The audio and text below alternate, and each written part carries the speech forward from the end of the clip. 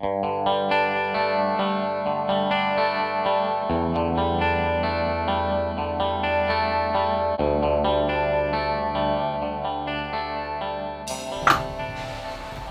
YouTube. In this video we're talking about block prep. Block prep, what I mean by that is the block was casted. So when they cast the block, it's poured into a sand mold.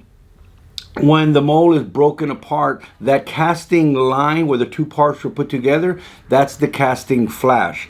And that casting flash, what the manufacturer does, because they're in a hurry to get these things done, is just take a hammer and knock all of those pieces off.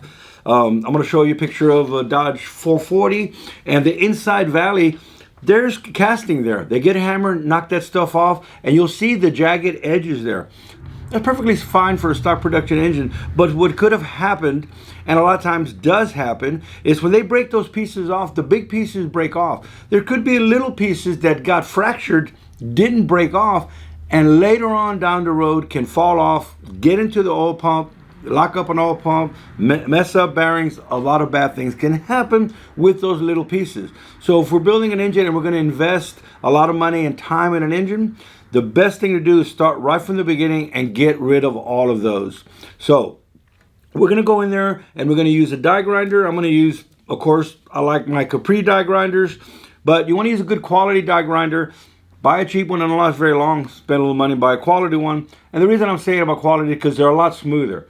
So the lot smoother, you're going to get in there with the die grinder that's shaking really bad, and you might slip and then cause more damage.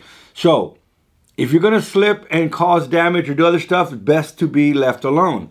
But there is a reason we want to do this. One of the things is on those sharp edges, this is the main cap off of this engine. When it was machined and then bored, it left a real sharp edge. Okay, this is a cast cap. That little sharp edge, anytime there's a sharp edge, that's a place where a crack can start. So if you're going to be building a motor with a lot more stress, all those places that have sharp edges, a crack can start right there. So the first thing we want to do is take a burr, because it is Texas and we're cold, and we want to sit there and we want to get rid of all the sharp edges. So a carbide burr could be all that you need. I like to take a carbide burr, and then when I'm done, I come back with a sand roll, also known as a Tootsie Roll. All manufacturers have different brands. We can buy them in bulk. You can buy them in a set. And this is a porting set. You'll have enough there to port your heads and do all the deburring you need on your block. So I come back after this, and I'm going to hit it with a sand roll, because this will also leave little bitty spots when you're deburring. So I'm going to go in this, and I'm going to take a sand roll, and I'm going to round all that off. On the dry casting, dry cast has stuck to the block.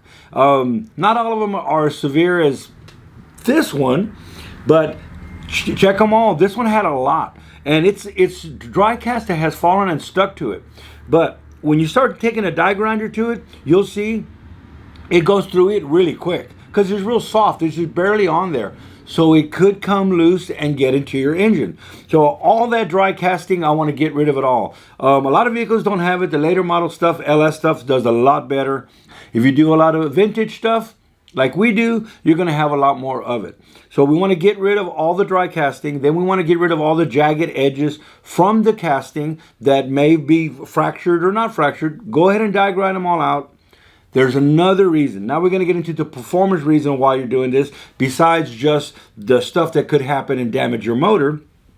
We want to get the oil back into the pan as fast as possible. The oil does us no good in the valley. By the valley, I mean the lifter valley. We want it in the pan. So at this same time, what I go ahead and do is I radius all the drain back holes and enlarge them and kind of bevel them a little bit to get the oil going back into the oil pan. That's what we wanted, in the oil pan. We don't need it up in the lifter valley. If it was a race motor, we would plug those up anyway and keep all oil off the camshaft. Race motor is going to use a roller cam. So there's different, don't take one thing that I said and use it for everything you do. In this particular engine, we don't want, in this particular engine, we do want oil, so I'm not blocking off all of the oil drain backs to the camshaft. But in a race motor, we wouldn't want the oil getting back to the camshaft, slowing us down, costing us horsepower, and churning up the oil.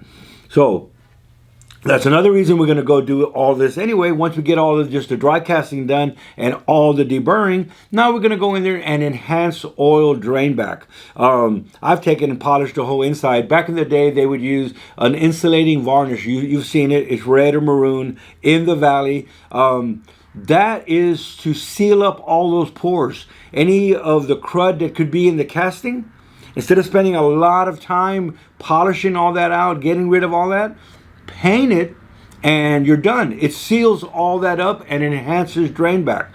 Pros and cons to painting the valley. If you want me to do a video on that specifically, this would be a good time to hit the subscribe button. Leave me a comment down below if that's something you want to see. If you've ever heard of the red insulating varnish, let's do a video on that. All right. This is also the perfect time to go ahead and in block prep, I'm going to block prep this one for a 383 stroker. So we're clearancing the block to clear the connecting rods. All a perfect time to do. Go ahead and do all your deburring. Go ahead and do all of the clearancing for the stroker. All right, so we're going to get out to the shop and just going to let the camera roll, and then we'll get back and talk about it. All right. Put your eye protectors on, ear protectors on. What we want to do is we want to take and bevel. Just like that, we want to just chamfer the edge real lightly.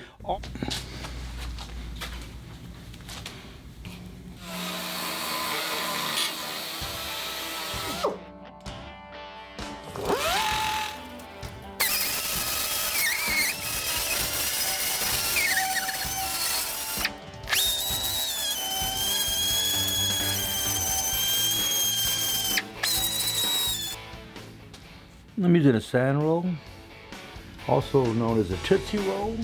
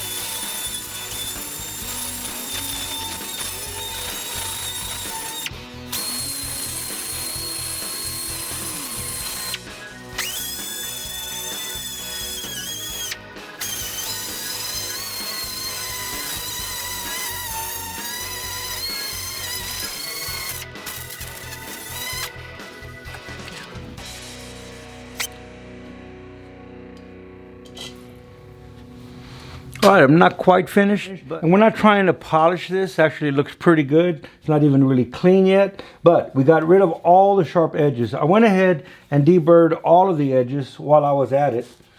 I'm gonna go flip this over and I'm gonna do this at the bottom. But what do? We got rid of all that rough casting, and we found that this one had a lot of casting flash and dry casting on it.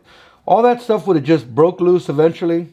It ran that way. It's been running that way for years. We're building a nice, so we want to make sure that all this is clean. Also, this is going to help enhance oil return back to the crankcase. Oil needs to be in the oil pan, not up here.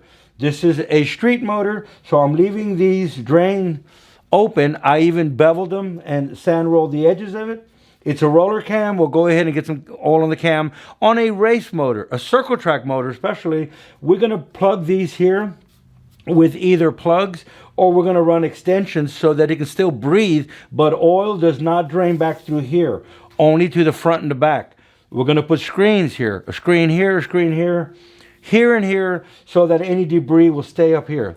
That's a race motor, totally different from a street motor. So on a street motor, as long as everything's clean, smooth, there's no casting flash here, oil I don't know if you noticed, I'll zoom in on my returns. I've actually radiused them real nice.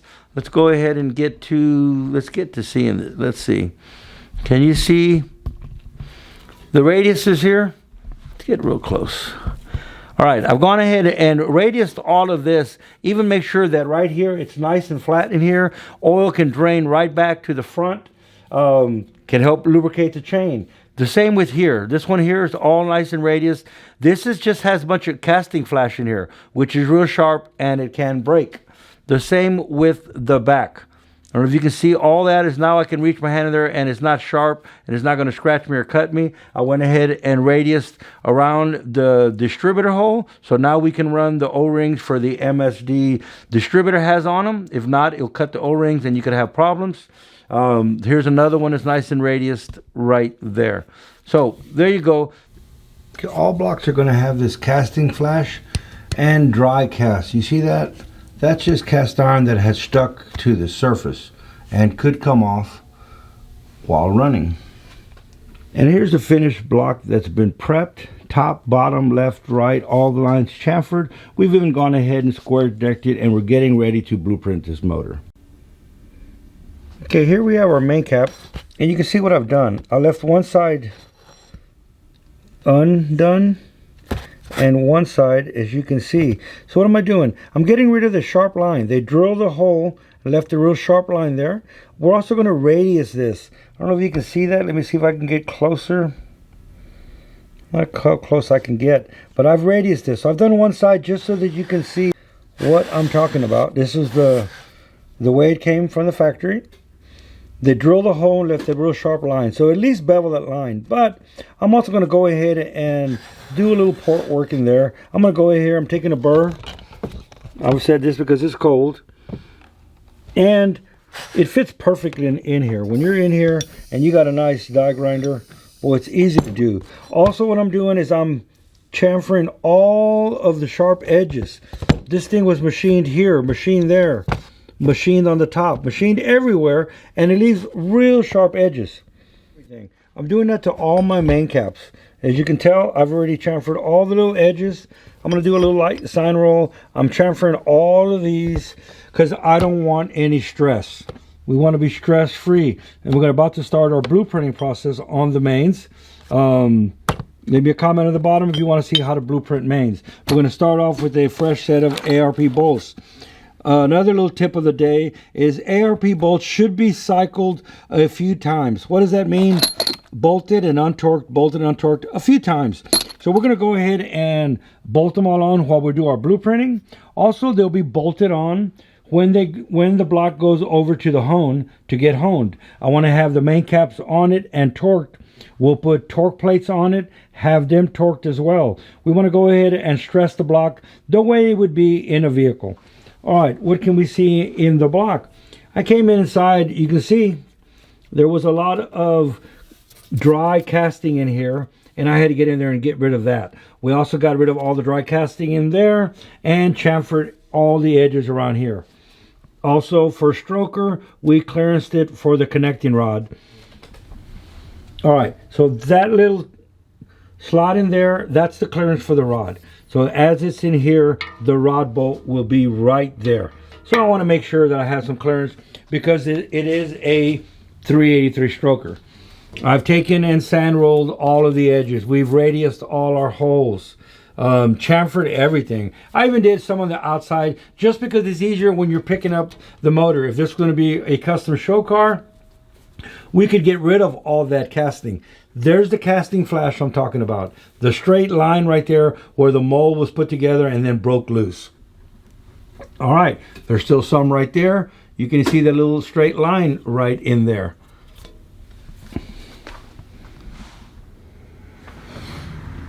All right, I hope this helps. Hope it's helped to understand about block prep. And this is something you could do at home. This is something that you can do before you send the block to the machine shop or afterward, because you can do a lot of the block prep, like removing the dry casting and get rid of the casting flash.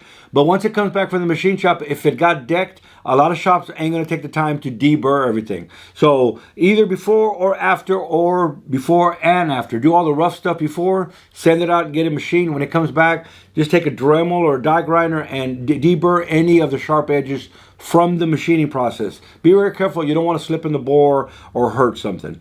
All right, I hope it's been educational, informative, if nothing else, entertaining. If it has, once again, hit the subscribe button. Tell all your buds, tell all your friends. Leave me a comment of what y'all like to see. Mainly I do engine machining videos. Also hit the notification, because on Fridays we do a lot of live streams, which are just question and answers. So if you have automotive questions, we'll answer just about anything automotive. All right, so this is it for this video, and we'll see you on one of our live streams or in one of our other videos. As for me, I got to get back to work, and we'll see you on the next one.